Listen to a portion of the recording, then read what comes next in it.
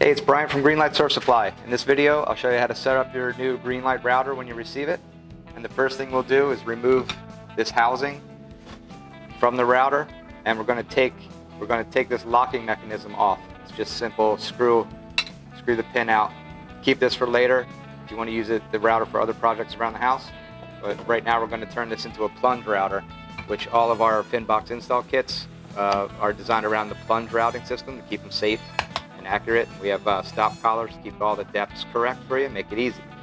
So now it freely moves up and down the plunge. Second thing you'll do is remove the stock base plate and screw on our aluminum base plate. And then we'll set the router bit in. And each install kit that you get comes with a depth gauge for the perfect depth for your router bit to sit off the base plate here. And each kit comes with a stop collar for your initial plunge route for whatever fin box, FCS 2, FCS Fusion, or future style. So each of these collars has a flat spot. It's called flat on it. They're tapered so you can twist the router. You can twist this to adjust the depth if you have super deep concaves. You don't have to shim it all up. You can just twist the router and get a deeper depth every time. But we always start routing on the flat part, and we set up the router on the flat part.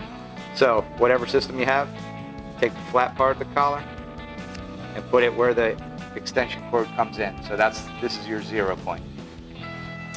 And then we're going to put our sliding housing on there.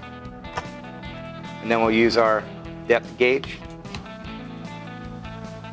and just pull the router bit up until it touches. All right. You can take this off if you want. You can keep it on. There's more space when you take it off.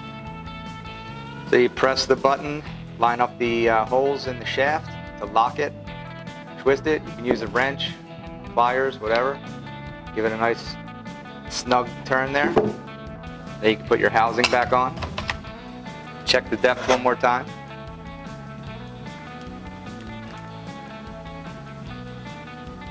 All right, then you're good to start routing. There you go. All right, we'll connect the dust chute on here instead of eating the foam.